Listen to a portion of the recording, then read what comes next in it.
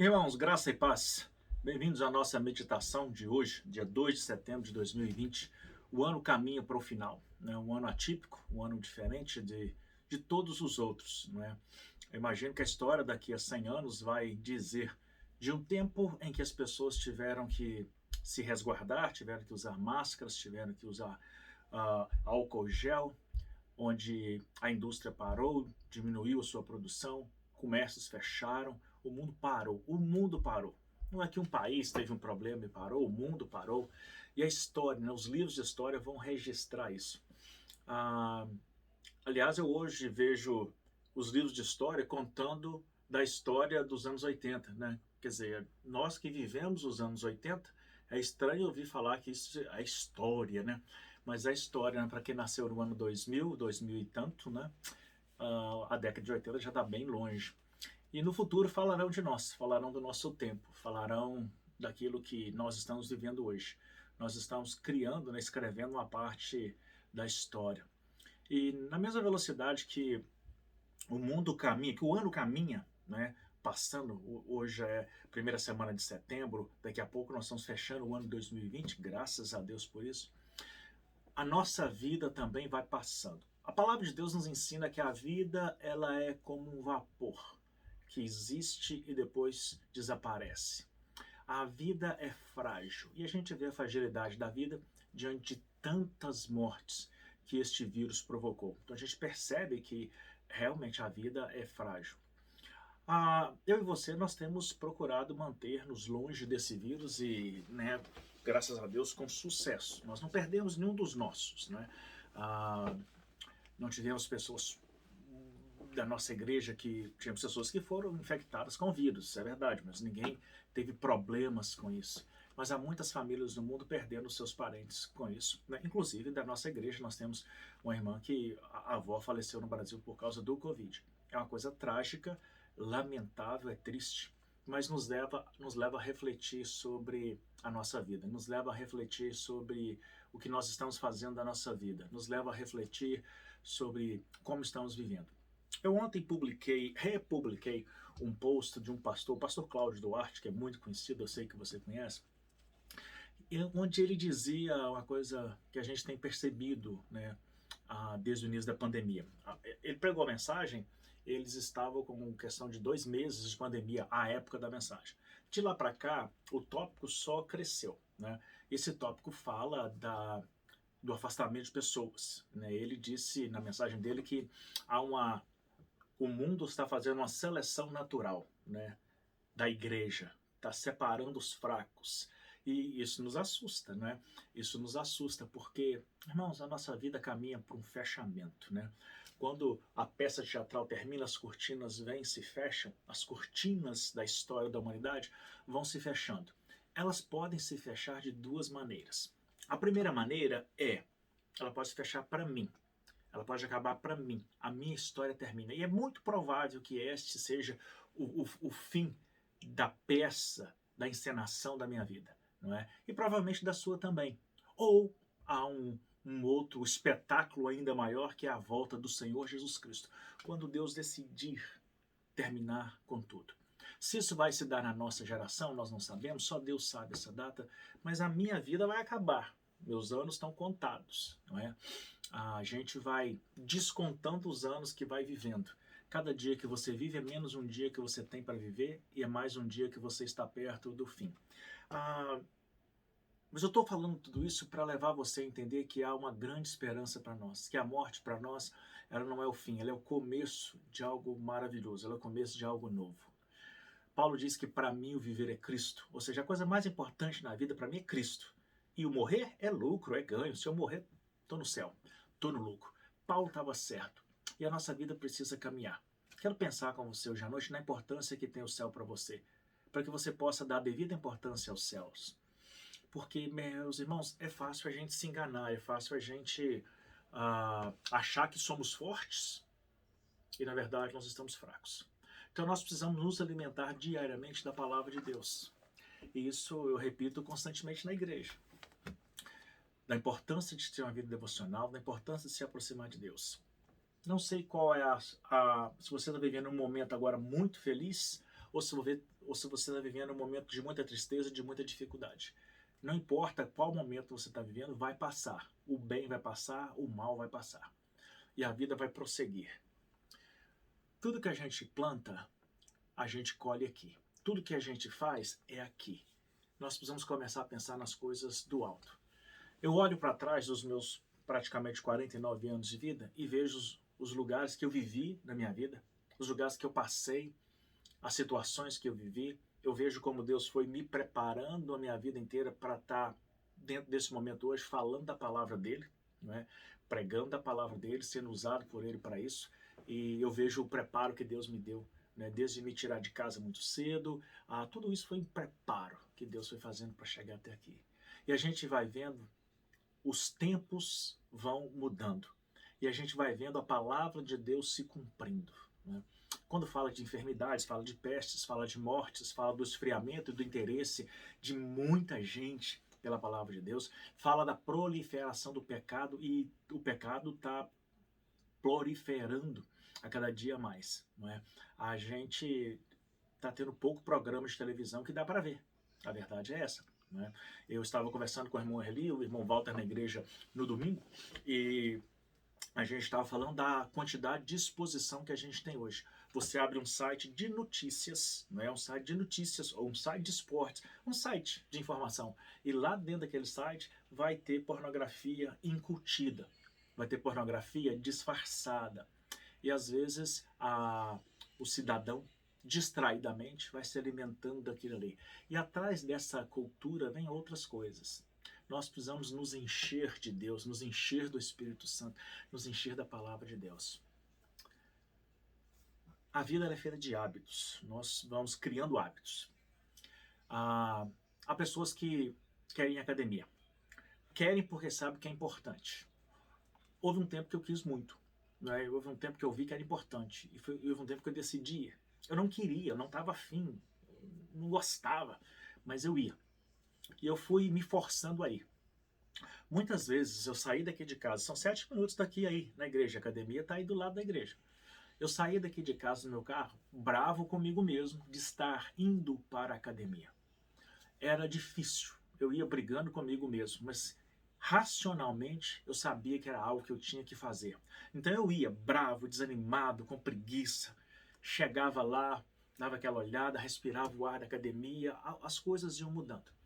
E fazendo isso constantemente, eu forjei na minha vida um hábito de ir à academia. Eu deixei de praticar esse hábito, então eu já perdi. Então hoje eu preciso recomeçar o processo.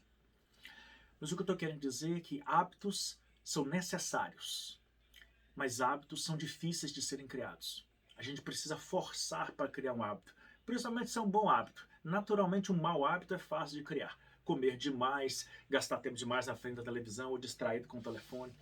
Isso tudo é fácil. Bons hábitos são difíceis, mas vale a pena. Precisamos criar o hábito de estar inteiramente, verdadeiramente diante de Deus todos os dias, na presença dele. As nossas orações não podem ser rezas, não podem ser repetições, elas precisam ter vida nelas. As nossas orações não podem ser egoístas, nós precisamos ser movidos pelo Espírito Santo a orar pelas razões certas. Nós vamos sempre orar pelas nossas necessidades, mas nós precisamos entender o que Deus espera de nós. Há um propósito. Existem duas forças no mundo, o bem e o mal, Deus e o diabo, e elas são contrárias umas às outras. Na verdade, na meditação de hoje, eu falaria sobre Efésios 6, sobre a armadura de Deus. Mas eu decidi escolher, senti no coração o desejo de escolher um outro texto. Um texto que vai nos trazer mais esperança. Porque nesse mundo de questionamentos, não é? E eu falo para uma igreja imigrante, eu falo para uma igreja que está fora do seu país, então ela não está dentro da sua cultura brasileira e ela nem está dentro da cultura americana, porque nós não somos americanos, pelo menos não nascidos americanos, nós acostumamos com a cultura americana, mas é uma cultura Brasil-América, né? É uma mistura de cultura, não é uma cultura 100% brasileira e também não é uma cultura 100% americana. Há muitas pessoas que vivem na situação de incerteza do que será o futuro desse país. Né? Aliás, essa incerteza todos nós temos, não é? É ano de eleição, a gente não sabe o que vai acontecer daqui para frente. Sabemos que até aqui não está bom, mas graças a Deus que Ele tem nos ajudado. mas há uma esperança. Jesus Cristo sempre foi a nossa esperança. Jesus Cristo sempre será a nossa esperança. Jesus Cristo sempre nos dá a oportunidade. Mas eu quero convidar você a sentir esse prazer de gastar tempo na palavra de Deus, se alimentando da palavra de Deus, conversando com Deus, porque Deus vai falar com você através da Bíblia. Muita gente já perdeu essa sensação, muita gente já perdeu esse prazer, essa alegria. Muita gente lê a Bíblia por obrigação, porque conscientemente ele sabe o que precisa ler, mas não retira dela nada de útil para a vida.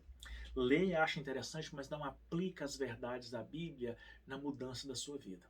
Se nós fizermos isso, aplicarmos as verdades da Bíblia na nossa vida, nós vamos viver de uma maneira muito mais abundante, feliz em meio às tempestades. Vamos ter a paz em meio à guerra. Vamos ter paz em meio aos distúrbios que o mundo tem vivido. Vamos ter a nossa esperança renovada. Creia que Deus pode fazer, creia que Deus vai fazer. Desenvolva um coração grato a Deus. Há pouca gratidão. Há muito sentimento de dizer obrigado, né? Mas é uma gratidão que não provoca mudança em nós. É uma gratidão que não provoca mudança nas nossas vidas. Ela não se reflete nos nossos atos. Nós somos um povo, né, desde que o evangelho foi, que os evangelhos foram escritos para cá, muito abençoado, porque nós já temos as verdades aqui. O povo do Velho Testamento, o povo da época de Cristo, né, eles não tinham essa palavra organizada como nós temos hoje, que nos mostra que caminho seguir, que nos mostra por onde andar. Hoje só erra quem quer errar, e as pessoas erram. As pessoas erram porque querem errar. As pessoas esfriam na fé porque querem esfriar na fé, porque sabem o que fazer. Semanalmente na nossa igreja nós falamos o que deve ser feito: oração, leitura da palavra, meditação da palavra, transformação e crescimento. Mas as pessoas não têm interesse mais nisso, porque o amor vai esfriando, o desinteresse vai chegando, e o envolvimento com o pecado vai minando toda a base cristã. Mas há esperança, irmãos, para quem quer levar Deus a sério, há esperança para quem quer ser servo de Deus e obedecer a Deus. Deus não está em busca de servos rebeldes. Deus, no passado, ele destruiu todos os rebeldes. Ele atacou, maltratou, matou, castigou todos os rebeldes. Deus não tem pacto com a rebeldia. Deus não gosta da rebeldia. Deus espera e está em busca de uma igreja fiel. E a palavra de Deus mostra isso em toda ela. Toda ela a gente precisa entender o que Cristo espera de nós. Hoje, em setembro de 2020, a gente vive as incertezas da pandemia, as incertezas de quando essa pandemia vai acabar, as incertezas se essa vacina que estão falando aí é saudável ou não, é viável ou não, as incertezas econômicas de uma forte nação como é os Estados Unidos, onde a nossa igreja está inserida. São muitas incertezas. Poderia passar horas aqui falando das incertezas que nós temos. Nós vamos falar das certezas que nós temos? Nós, a igreja fiel de Jesus Cristo, tem uma certeza. A certeza de que Deus já está presente. Quero convidar você a abrir sua Bíblia no livro de Romanos, capítulo 8. Romanos, capítulo 8, a partir do versículo 31. Então, Romanos 8, versículo 31 em diante. Essa é uma mensagem para a igreja que permanece fiel a Deus. Não é uma mensagem para frequentadores de igreja. É uma mensagem para a igreja que permanece fiel. O que está escrito aqui vai se aplicar na vida daqueles que escolheram Deus, colocam Deus em primeiro lugar na sua vida, estão interessados no reino de Deus, estão se esforçando pelo reino de Deus, buscando o crescimento do reino de Deus. Não é uma mensagem para todo mundo. Todo mundo pode ouvir, mas ela vai ser aplicada na vida daqueles que são fiéis, porque esse é o Deus que nós servimos. E qualquer um que tem o mínimo conhecimento de Bíblia vai entender isso. Romanos, capítulo 8, a partir do versículo 31, nos diz assim: Que diremos, pois, a estas coisas? Se Deus é por nós, quem será contra nós? Se Deus é por nós, quem será contra nós? Se Deus é por nós, o que é o mundo? O que são os problemas do mundo? O que são os políticos do mundo? O que são as forças do mundo? Deus é por nós, é Deus quem luta por nós, é Deus quem está conosco, é Deus quem nos ajuda em cada batalha, em cada dia, em cada luta. Aquele que nem mesmo a seu próprio filho poupou, antes o entregou por todos nós, como também não nos dará com ele todas as coisas? Paulo escrevendo vai dizer, olha, nós somos co-herdeiros com Cristo. Né? O reino de Cristo é o nosso reino, nós fazemos parte disso. Cristo morreu para nos dar esse acesso, era plano de Deus. Deus tem algo especial. Todos nós queremos ser salvos, nós buscamos o céu, mas ninguém quer ir agora. Mas a gente precisa sonhar com o céu já. A gente precisa querer ir para o céu agora, porque lá é o nosso destino. Esse apego ao mundo é humano, esse apego ao mundo não é espiritual, e nós precisamos entender que o nosso destino é o céu e que a gente deve querer buscar esse céu. Como Paulo disse, para mim o viver é Cristo e o morrer é lucro, é ganho. Quem tentará acusação contra os escolhidos de Deus? É Deus quem os justifica. É Deus quem nos justifica. Quando o diabo levanta qualquer coisa contra você, é Deus quem te justifica. Agora, será que Deus pode te justificar? Será que a vida que você leva condiz com aquilo que Deus espera que você vive? Porque Deus vai justificar aqueles que merecem ser justificados. Versículo 35. Quem nos separará do amor de Cristo? A tribulação, a angústia ou a perseguição? Ou a fome? Ou nudez? Perigo ou espada? Como está escrito, por amor de ti somos entregues à morte todo dia. Fomos refutados como ovelhas para o matadouro. Mas em todas estas coisas, versículo 37, somos mais do que vencedores por aquele que nos amou. Mas em todas estas coisas somos mais que vencedores por aquele que nos amou. Não importa as circunstâncias da vida, não importa a situação da vida. Se permanecermos em Cristo, nós somos mais do que vencedores. Por Ele, por causa dEle, porque Ele quis assim.